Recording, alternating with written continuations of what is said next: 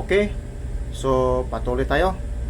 So, gaano ba kaimportante ang tinatawag na spillover dito sa monthly metrics commission? Okay. So, balikan ko yung discussion ko dati. Diba? Halimbawa, may na-invite ka 10, diba? Yung dalawa na diyan is directly makita mo sa structure mo, yan ang direct mo na left and right, diba? Tapos yung dalawa na yan, yun ang first level mo. So yung 4 na naman, yun ay mailagay doon sa dalawa, diba? Yung left mo lagyan ng 2, tapos yung right mo lagyan din ng 2, so 4. So yung tagda-2 na tanggap ng left, yung 2 natanggap ng right, yun ay example sa tinatawag na spill over. So meaning to say, yung unang 2 mo, hindi pa sila nag-invite, wala silang invite, pero may laman na ang metrics nila. So yung laman na yan, yan ang tinatawag na spill over. Larex? So meaning to say, kahit hindi ka pa nag-invite, pagtingin mo sa metrics mo, uy, may tao na dito may laman na sa metrics ko So meaning to say, that is an example of spill over. Saan ba galing yan? Sino naglagay niyan? So of course, ang system ang naglagay niyan, kapatid. At saka galing din yan sa mga uplines mo. Diba? Tagdalawa lang bawat tao, bawat member, tagdalawa lang. So lahat ng mga na-invite nila, so doon na mapunta sa ibaba. Kasi 2 lang talaga ang mailagay sa directly sa structure mo. So yun ang mga halimbawa ng tinatawag nating spill over. At saka dito sa spill over, sometimes di natin alam yung nailagay pala sa metrics mo, yun ay mga networker.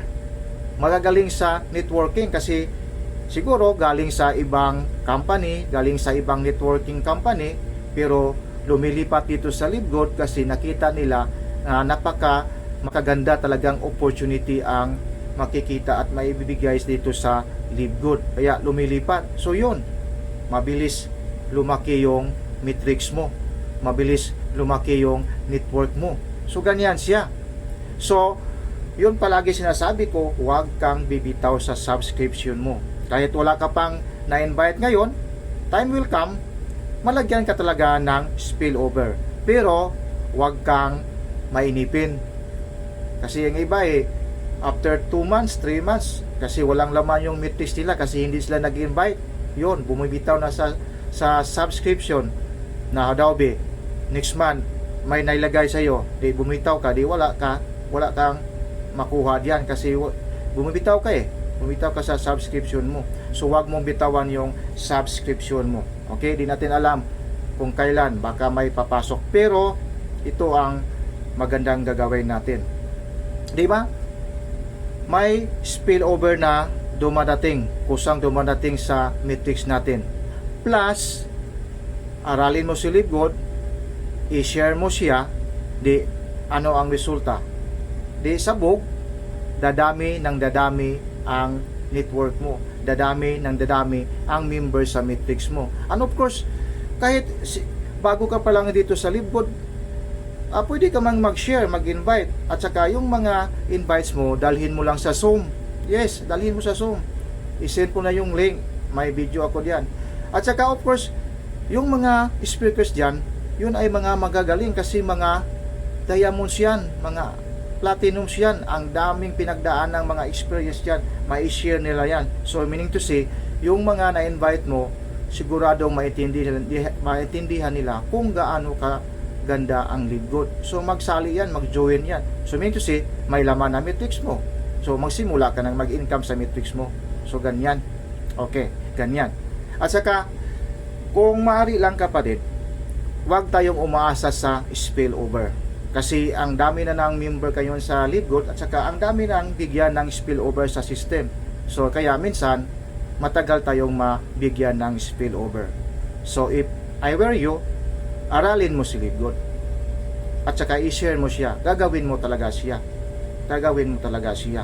Huwag kang maghintay ng spillover. be a spillover creator. Yon baga, yon ang sabi. Ikaw ang gagawa ng spillover para sa mga downlines mo, para sa mga nasa ibaba mo. Okay, ganyan siya. At saka, ito, simple. Very simple. Pwedeng i-goal mo lang. Dalawa. Mag-invite ka ng dalawa.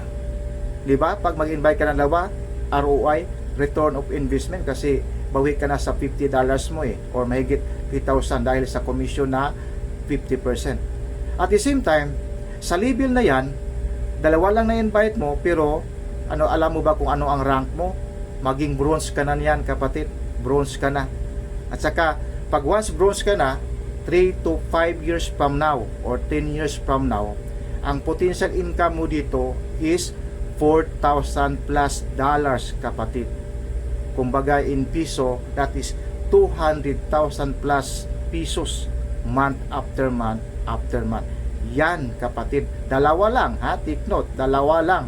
So, minsan ganyan din ang ginagawa ng iba para makabawi lang muna, dalawa lang muna ang invite. O yun. Saka tulungan. O ganyan. So, kung lahat na members sa matrix mo, ganyan ang ginagawa, tag dalawa, okay. Sasabog talaga, lalaki talaga yung matrix mo. So ganyan siya, kapatid. So, importante talaga itong matrix income din natin. At saka, ito ang sinasabi ko palagi, para siyang ISIS, parang GSIS. So hindi mo muna malaman pagdating ng 3 to 5 years from now, uy, laki na pala ng income ko dito dami na kasing tao So yun ang sinasabi ko, retirement yan. Okay? So hindi gaya sa ISIS, GSIS, pag edad mo pa lang ng 60 makukuha. Dito 3 to 5 years from now or even 10 years pinakasagad, mayroon ka nang makuha. At saka yan. Okay? So, more videos to come. Abangan ninyo. And thank you so much for watching. Please continue to follow my Facebook page. At saka follow, like and share also and subscribe sa YouTube channel ko, Licky Arcel. Thank you very much.